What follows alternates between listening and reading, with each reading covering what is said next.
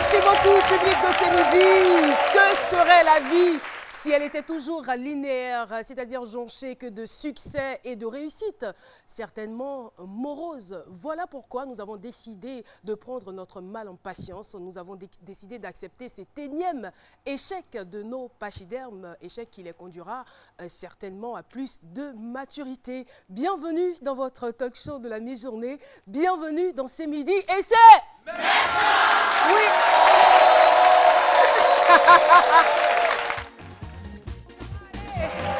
Ça va aller.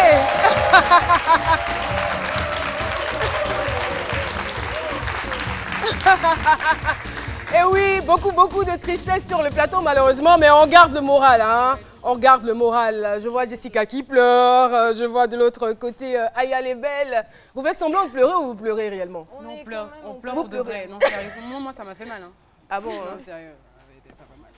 C'est vrai? Jean-Michel, comment vous avez vécu cette défaite? J'ai fait le deuil hier soir de Cannes à 22h20. Honnêtement, je m'y attendais un peu. Ah. Et donc, mais ça touche toujours autant de voir que son équipe qui est sur le toit de l'Afrique se retrouve finalement à ce niveau.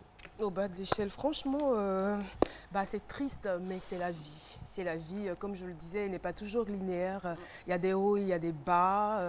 Il y a 2 ans, c'était nous, c'est nous qui étions heureux. On était vraiment, peut-être qu'il y a eu beaucoup trop de joie aussi. Peut-être qu'il y a eu l'orgueil qui s'est installé, on va dire beaucoup trop de confiance. Bon, on verra. Moi, je pense qu'on a aussi une équipe qui est jeune, j'ai envie de dire, qui faut être indulgent.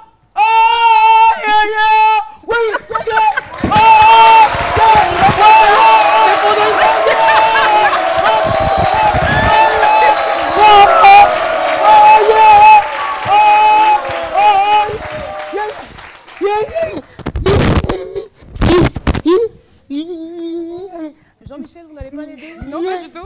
Non. Il faut qu'il évacue sa souffrance, n'est-ce pas?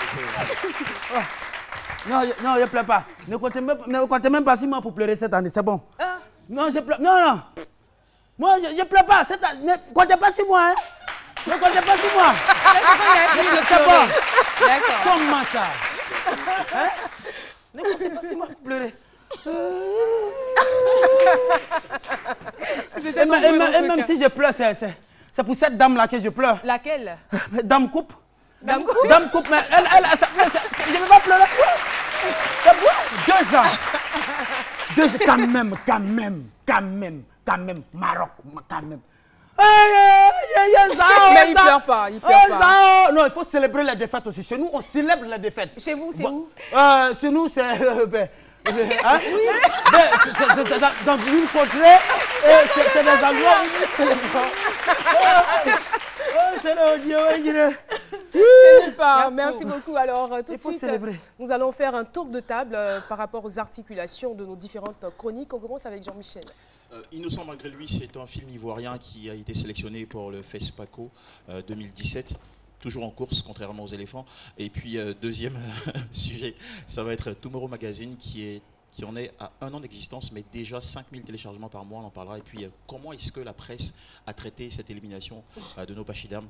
Ça va être un sujet incontournable de ma rubrique. Merci, Jean-Michel. Jess. Viens avec moi cette semaine dans le club C'est Midi. On va faire, disons qu'on va voir cette CAN, le dernier match de la Côte d'Ivoire vu par la toile. J'ai recensé pour vous les posts plus drôles les uns que les autres. En bref, il fallait presque même pas avoir un poste téléviseur. Donc ce sera tout à l'heure dans le club C'est Midi. Aya, merci. Aujourd'hui, on fait rimer la beauté avec le sport. Et qui dit sport dit effort. Qui dit effort dit transpiration. Comment choisir son déodorant? C'est ma chronique du jour. Qui dit sport dit effort. Le talent ne suffit pas. Franchement, je l'ai remarqué. Le talent seul ne suffit pas. Il faut de la combativité. Combativité, la dernière fois, ce mot... la combativité. J'ai eu chaud. Oui, c'est vraiment important. C'est vraiment important. Et je veux dire, pas seulement dans le sport, hein. Dans tous les domaines de la vie, vous pouvez avoir le talent, mais il y a d'autres facteurs qui rentrent en ligne de compte. Par exemple, Merci beaucoup. Pardon. Les bons choix. Les bons choix, bonnes par stratégies. exemple. Tout à fait. C'est ce qui a Vous manqué avez aux bien éléphants. raison. Non, mais je sentais que c'était un attachement, tout ça. Non, pas du tout, Le pas du champ tout. lexical de l'attachement. Non, mais moi, je supporte les éléphants. Mais, non, mais franchement, Non, pas ils qu'on ont ne les joué. supporte Non, pas, mais- hein. non, ça me fait mal C'est qu'on ce les qu'on a fait, attache. hein. Ça me fait mal, C'est ce j'ai qu'on a mal. fait. C'est ce qu'on a Oh, toujours fait. ils sont jeunes. Ils sont jeunes, mais c'est quand ça. il y a L'indulgence. à partir de depuis 19h, 20h hier, quand on n'a pas Mais mangé là, c'est la c'est même eux jeunesse qui nous qui a ont donné à remporté manger. la Quand on a refusé de manger, moi je n'ai pas mangé, je ne me suis même pas lavé. Alors, ne dites pas des choses comme ça, n'énervez pas les j'ai gens. mangé réclamé ce matin. Bon, pas tout. Bon, ça va. Merci beaucoup, docteur Philo. Ils sont des spécialistes des lois du jeu, chargés de veiller au respect des règles et à la sécurité des joueurs. On les regarde souvent avec beaucoup d'émotion, mais la tâche n'est pas toujours aisée. Ce sont des arbitres. Doué Noumandiez, arbitre FIFA. Je tente toujours de faire un match sans reproche, je veux dire irréprochable. Merci beaucoup. C'est donc le thème du jour. On va retrouver notre docteur en humour, docteur Philo, qui a décidé aujourd'hui de ne pas pleurer. Du tout. Mais il pleure quand même. Docteur Philo, c'est parti. Merci. J'ai décidé de ne pas pleurer, même si je pleure, mais c'est pour vous dire que c'est bon ce thème, bienvenue, parce que ça va nous permettre d'oublier un peu cette débâcle, cette humiliation d'hier, parce qu'on va célébrer quelqu'un aussi, c'est un éléphant aussi, ça c'est le Drogba du sifflet. C'est le Drogba du sifflet, Dieu Noumandiez, on le connaît, c'est un monsieur. Et puis il est humble, quelle humilité! Quelle humilité quand je dis je tente de faire toujours un match irréprochable. Tenter, ça c'est l'humilité, c'est la grandeur de l'esprit qu'elle a. Si je peux dire, je fais toujours un match irréprochable. Il peut dire ça, mais il est grand, mais il dit je tente chaque fois. Ça veut dire que c'est quelqu'un qui est humble dans l'âme, il est humble dans la tête. C'est le Drogba du sifflet. C'est des gens comme ça qu'on a besoin pour ne pas nous faire pleurer. C'est des gens comme ça qu'on a besoin. Ça c'est le Drogba des policiers ça. Sifflet, c'est notre Drogba qui est là et vraiment c'était un monsieur. On espère que Philo va pouvoir se calmer avant la fin de ça cette émission, énerve. parce que je le sens vraiment remonter là. Car l'humilité, c'est ce qui a manqué à cette équipe de Côte d'Ivoire, n'est-ce pas? Bon, oui. On a très parlé de monsieur. C'est un monsieur qui est bien, il est humble, on a qu'à s'arrêter là. Tu connais. Oui, je veux dire que déjà, même ce monsieur, moi je ne suis pas trop surpris de le voir. Parce que c'est le premier arbitre ivoirien à avoir participé à une phase finale de Coupe du Monde. Donc moi je ne suis pas trop surpris parce que toute la réussite même est dans son nom. C'est quelqu'un qui est doué dans ce qu'il fait. Hein, qui est doué dans ce qu'il a toujours désiré. Voilà, il est toujours doué dans ce qu'il dit. Il dit, vous voyez, puis Noumandiez a guéri, ça a une signification. On m'a opéré Noumandiez. Noumandiez, qui veut dire. Oui. Oui. Noumandiez, il va venir, s'il comprend guérir, il va le dire, fais bien ce que tu as fait, quand cela va pour ton propre bien, ta propre réussite. C'est ça qui a guéri. Ça veut dire. Voilà. Je veux dire. En même temps, je veux dire, bon, je me demande sa conception religieuse, tout ça, parce qu'un vrai arbitre, tu peux pas être un croyant, tu peux pas être musulman ni chrétien, tu peux pas. Parce que tu peux être chrétien, toi tu lis la Bible chaque matin et puis tu vas aller t'arrêter devant un gardien de but que là, il reste 2 minutes la fin du match et puis tu vas donner pénalty et puis il fait ça, fais à cause de Jésus, fais à cause de Jésus. Quand tu vas siffler pénalty, alors que tu sais qu'il a non, c'est pas facile, non. J'aimerais bien lui demander, mais franchement, au risque de me répéter, c'est un monsieur qui est bien polyglotte. Bon, déjà, s'il est guéri parle beaucoup anglais. Imaginez, souvent ils me font pitié sur le terrain. Un monsieur comme ça qui vient d'Ivoire, qui va arbitrer un match Chili contre Tchécoslovaquie, il va dire quoi? Il prend les 2 capitaines et puis il leur donne des conseils. Qu'est-ce qu'il leur dit? Donc, souvent, c'est la question qu'on se pose. Qu'est-ce qu'il leur dit? C'est un génie dans ce qu'il fait. Merci. Franchement, chapeau à ce monsieur. Chapeau à vous, docteur Philo. Connaissez-vous le premier arbitre ivoirien à avoir été appelé par la FIFA? Notre équipe de reportage a donc tendu son micro dans la rue. Voici. Non, je ne connais pas l'arbitre ivoirien, mais je sais qu'il y a un arbitre vraiment ivoirien, mais je ne sais pas trop. J'ai entendu parler d'un arbitre international ivoirien, mais après que c'est un pharmacien, je n'ai aucune idée de lui, je ne suis pas trop fanatique du foot. J'ai une idée d'une Coupe du Monde où un arbitre ivoirien a été sélectionné pour l'arbitrage. Pour moi, le premier arbitre ivoirien appelé par la FIFA, c'est M. Noumandiez. Je crois qu'il est pharmacien de formation. Et puis après, par les conseils que ses camarades lui ont donnés, il a vraiment embrassé le métier d'arbitre et puis il a excellé là-dedans. Voilà, c'est M. Noumandiès, je crois. Effectivement, vous avez bien raison. Il a été donc le premier arbitre ivoirien à avoir été appelé par la FIFA. Il est pharmacien de formation. Nous allons recevoir tout de suite avec des ovations. Vraiment, j'allais dire vive, nourrie. Monsieur Noumandiès Désiré Doué.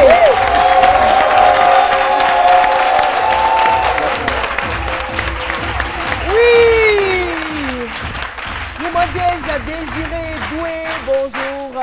Bonjour. Toute l'équipe par ma voix vous souhaite la bienvenue à ce midi. En tout cas, c'est un véritable bonheur pour nous de vous avoir sur ce plateau. Et vous êtes pharmacien de profession. Beaucoup de personnes le savent. Hein. On n'est vraiment pas ignorant de cela. Alors, vous êtes pharmacien de profession et je voudrais juste savoir comment est-ce que de cette profession vous êtes devenu arbitre. Ben, écoutez, c'est l'amour déjà du football. L'arbitrage est une des grandes composantes principales du football. Et c'est vrai que je ne suis peut-être pas doué pour être joueur. Donc après mes études, pour moi l'arbitrage, la passion est venue comme ça, d'un défi. Et puis j'ai commencé et j'ai décidé d'aller jusqu'au bout. On peut savoir depuis combien de temps vous êtes arbitre? J'ai commencé l'arbitrage en 98 sur le plan national. Et puis, je suis passé arbitre international en 2004. Voilà. Donc, ça fait 11 ans d'arbitrage de haut niveau et puis à peu près 17 ans d'arbitrage en général. Et vous avez beaucoup de mérite puisque vous êtes le premier arbitre ivoirien à avoir été appelé à la FIFA. C'est ça. Ça, nous le savons désormais. On veut savoir les critères qui ont joué en votre faveur et comment ça s'est fait? Ben, écoutez, c'est un peu le suivi de toute la carrière. Déjà, il faut arriver à s'affirmer au niveau de la CAF, la Confédération africaine de football, être parmi les arbitres d'élite au niveau de la CAF et faire partie donc des arbitres que la CAF propose à la FIFA pour préparer la Coupe du Monde. Et il y a une sélection qui est faite. La FIFA donc vous évalue sur 2 ans et demi. Après, elle fait son classement. Et puis, chaque continent a un quota d'arbitres. Pour la CAF, on avait 7 présélectionnés. On était 7 présélectionnés. Et à la fin du parcours de sélection, 6 mois avant la Coupe du Monde, la FIFA donc donne son classement. Et l'Afrique avait droit à 3 arbitres. Voilà, donc il fallait, j'étais parmi les 3 meilleurs arbitres africains de l'équipe présélectionnée. Donc on était autorisé à participer à la Coupe du Monde. Voilà, 2014. Et je le disais tantôt, c'est pas du tout une tâche aisée que d'être arbitre. Ben, écoutez, pas du tout. Ça me fait tout drôle de me faire applaudir aujourd'hui parce que nous, on a l'habitude de se faire conspuer. En général, non, c'est vrai que c'est pas drôle, mais c'est extrêmement passionnant et c'est un défi permanent. Chaque match est un combat, entre guillemets. Vous avez 22 gaillards à gérer avec différents tempéraments, avec l'envie de gagner, avec la subjectivité. Vous avez tout le public. Et surtout derrière vous, vous avez tous ceux qui vous aiment, qui vous soutiennent, la famille. Et tout ça, ça fait beaucoup de choses à gérer en même temps. Beaucoup de choses à gérer et je veux dire beaucoup de kilomètres aussi à parcourir. Absolument. Vous courez environ combien de kilomètres par match? Ben, écoutez, sur un bon match, un arbitre qui est présent, en moyenne, il faut compter 12 km, 10-12 km. Parce que nous, on court avec le ballon. Exactement. Voilà, il faut être toujours à proximité des actions pour pouvoir juger les duels. Vous voyez, donc tant que le ballon roule, il faut que nous, on soit là. Donc si je comprends bien, vous courez beaucoup plus même que les joueurs. Oui, parce qu'un défenseur, par exemple, dès qu'il s'est dégagé, dès qu'il a dégagé son camp, il reste dans son camp, il souffle. L'attaquant, c'est pareil. Quand l'attaque n'a pas réussi, que le ballon repart vers son camp, il a le temps de souffler. Mais l'arbitre, il faut qu'il soit là à chaque fois. Il y a des moments où on souhaite que la balle sorte parce que quand vous faites retour, vous souhaitez que la balle sorte. Mais ils sont tellement méchants que maintenant, il y a pratiquement 12 ballons autour du terrain. Dès que la balle sort, on vous en ramène une autre. Et la préparation, je veux dire, pour être aussi endurant, comment est-ce que vous vous préparez pour y arriver? Ben, écoutez, c'est des entraînements quasiment quotidiens. Il faut avoir au moins 3-4 séances, au minimum, 3-4 séances d'entraînement par semaine. Et il y a un programme d'entraînement, il y a des exercices qui sont un peu calqués sur les situations de jeu. Quand vous êtes sélectionné, par exemple, par la FIFA, vous recevez un programme d'entraînement quotidien. Donc, vous devez faire rapport régulièrement à un coach physique et sportif qui vous suit donc à distance.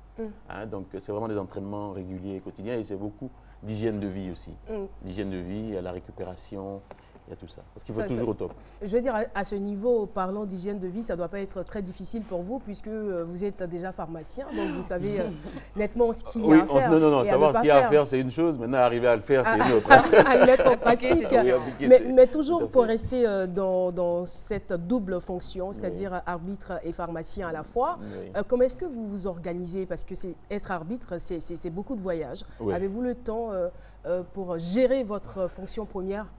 Ben, écoutez, on s'organise, il faut s'organiser.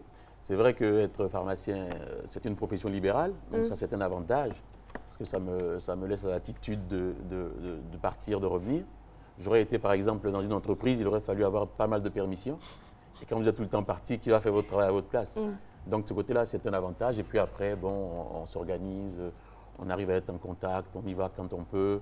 Avec Internet aujourd'hui, de là où je suis, j'arrive à me connecter sur mon bureau, sur la pharmacie, en temps réel, à voir ce qui s'y passe. Et heureusement d'ailleurs. Absolument. Et si vous étiez, par exemple, forcé à faire un choix, c'est-à-dire c'est quoi, le choix entre le pharmacien et l'arbitre? Entre le choix de la passion et le choix de la raison.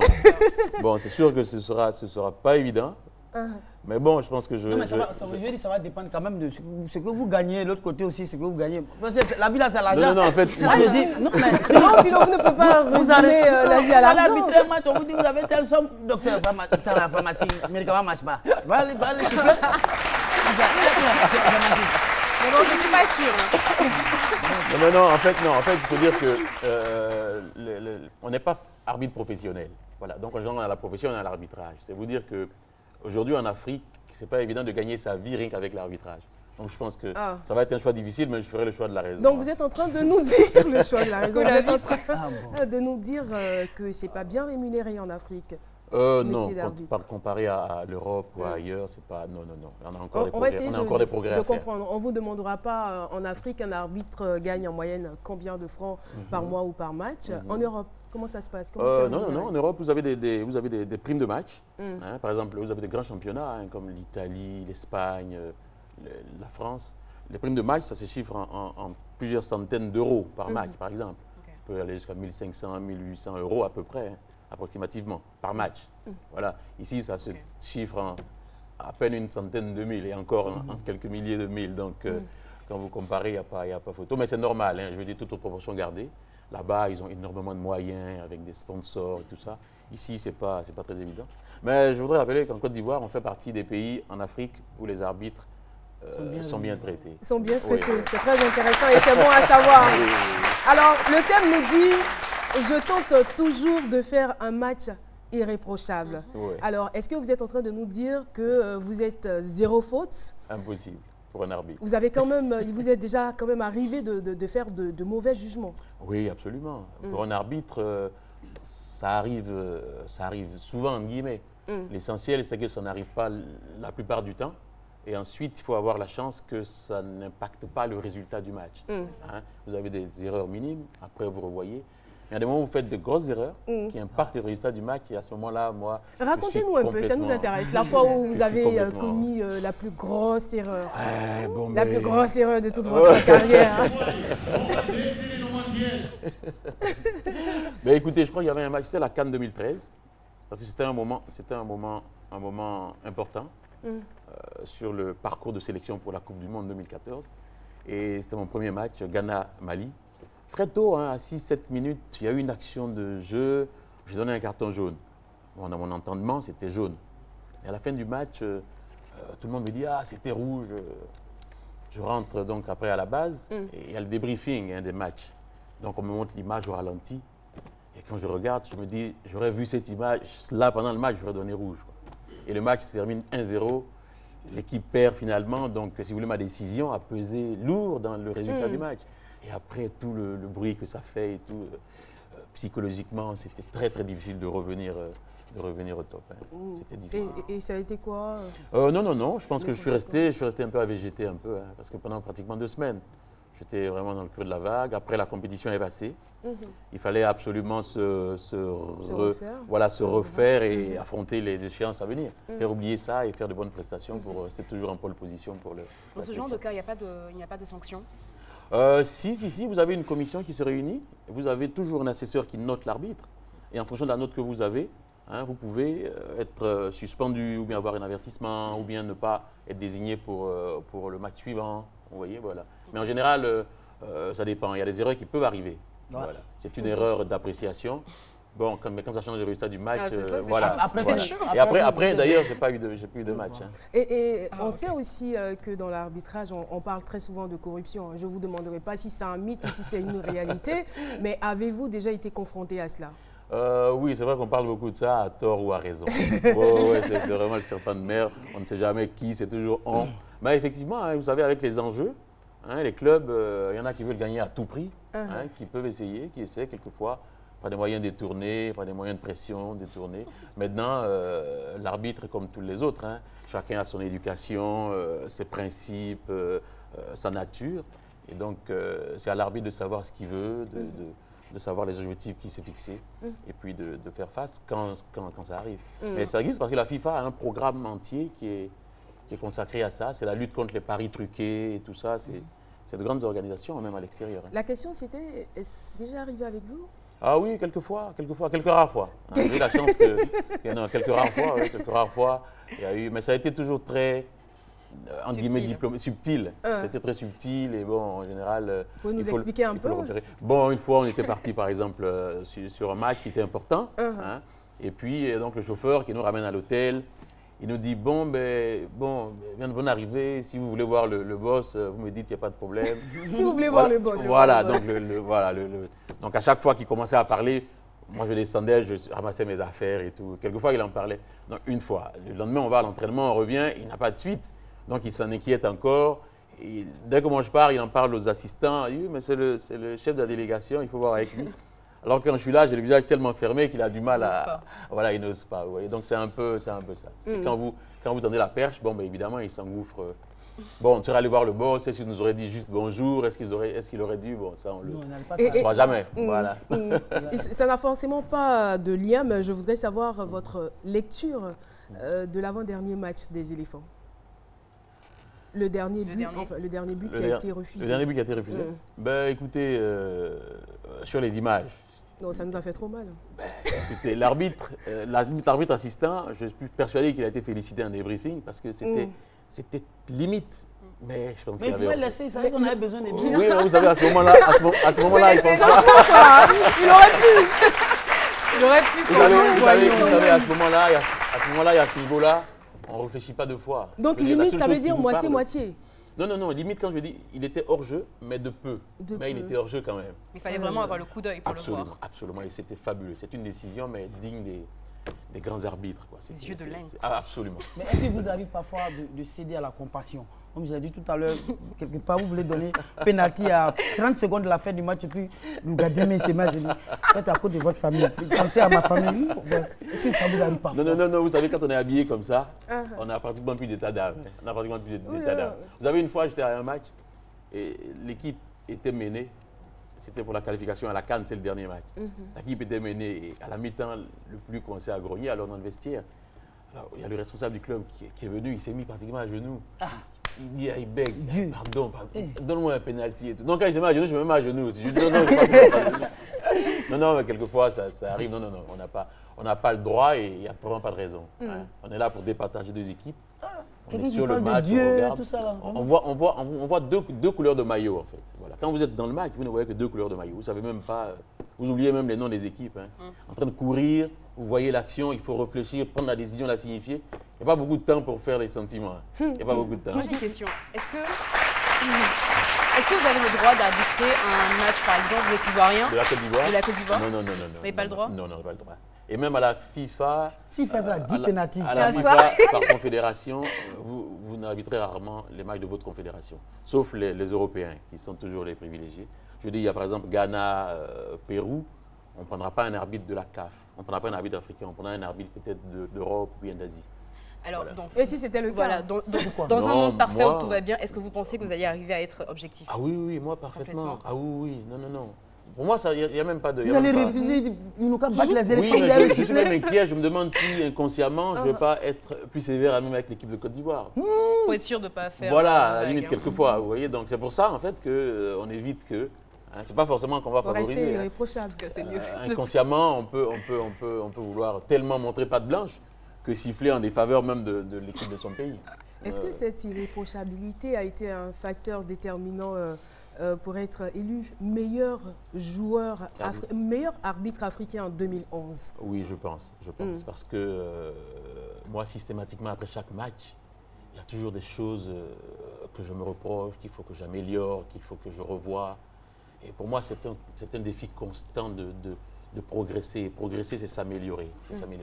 Et honnêtement, je pense avec mon équipe, on n'a désigné sur aucun sacrifice. Et le résultat a été, Dieu merci, au bout de l'effort.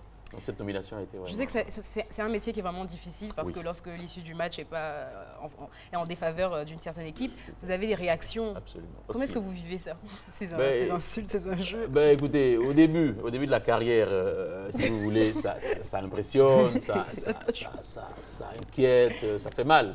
Mais avec l'expérience, vous le comprenez. Quand vous sifflez un pénalty contre une équipe, vous ne vous attendez pas à ce qu'ils vous applaudissent. Donc vous savez forcément que il va y avoir des réactions hostiles. Mais moi, quand je suis sur un match, honnêtement, la peur, c'est un sentiment que je n'éprouve pas beaucoup. Surtout quand je suis sûr de la décision que j'ai prise. Voilà, et absolument, à ce moment-là, non, en général, il y a les forces de l'ordre. Quelquefois, ça a été chaud, mais bon, on est là. Ils ont le devoir de nous protéger. On a fait ce qu'on avait à faire. Après, bon, mais advienne que pourra, quoi. Et des fois, vous êtes confronté aussi à des joueurs qui ont un caractère très, très difficile. Absolument. Et ça arrive souvent avec même les joueurs locaux. Hein. Mais c'est à l'arbitre d'arriver à asseoir son autorité et à montrer aux joueurs que c'est lui le chef. Alors, une fois, il y a un joueur, par exemple, il avait eu une intervention, j'ai sifflé contre lui, une faute contre lui, et il voulait se plaindre. Donc, referee. Bon, je ne l'ai pas écouté, je suis parti me replacer. Et 5 minutes après, il avait joué un peu de façon un peu rude. Je ne voulais pas l'avertir, je voulais juste lui faire un rappel à l'ordre. Donc je lui ai dit, hey, calm. Il s'est dit, no, why should I?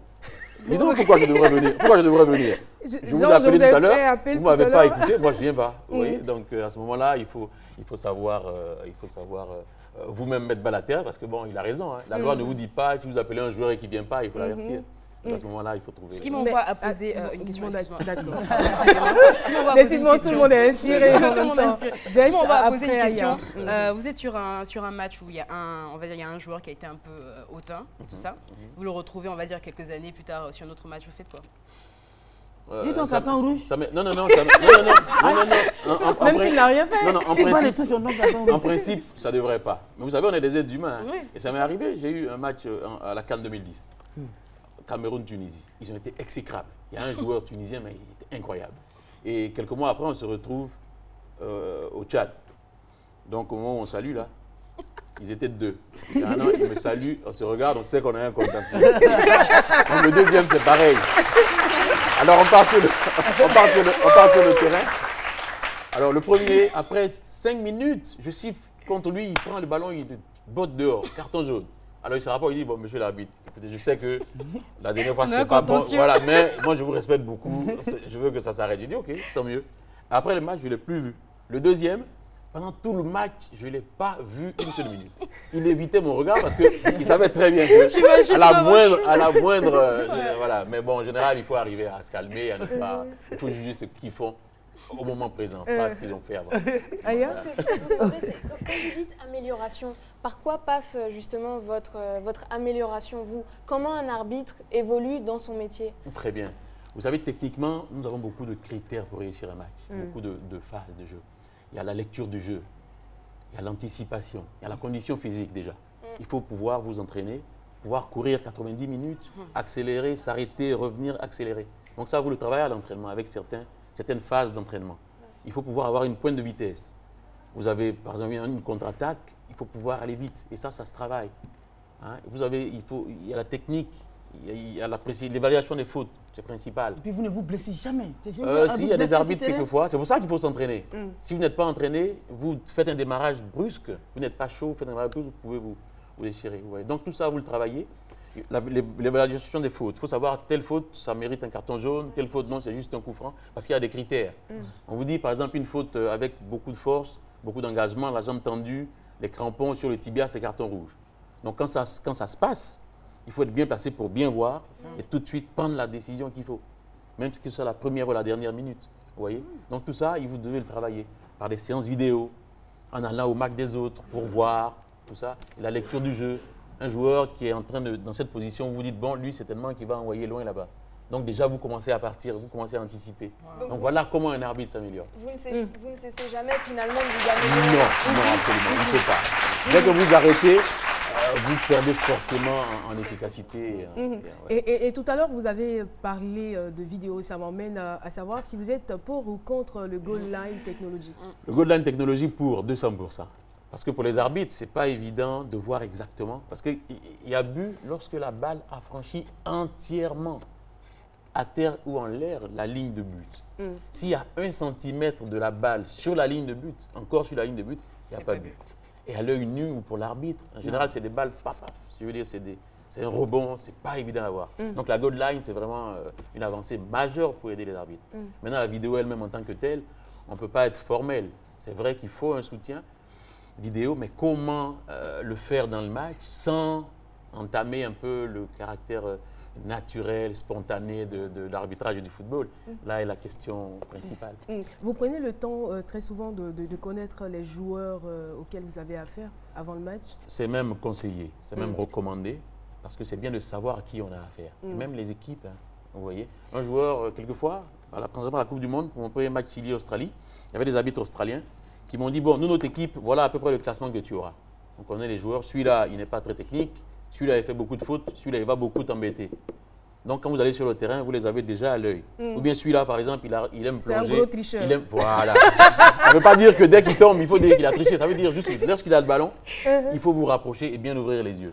Voilà, pour voir si effectivement, voyez, donc vous êtes prévenu. Vous voyez une équipe, par exemple, lui, il fait souvent des fautes. Donc, dès qu'il a le ballon, dès qu'il y a un duel, il faut tout faire pour être à côté et bien voir. Donc, c'est fondamental pour un arbitre pour réussir un match. Et très souvent, on voit des joueurs qui se rapprochent de vous chaque fois qu'il y a, par exemple, un carton jaune ou un carton rouge qui viennent contester. Non, mais ça discute quand c'est comme ça.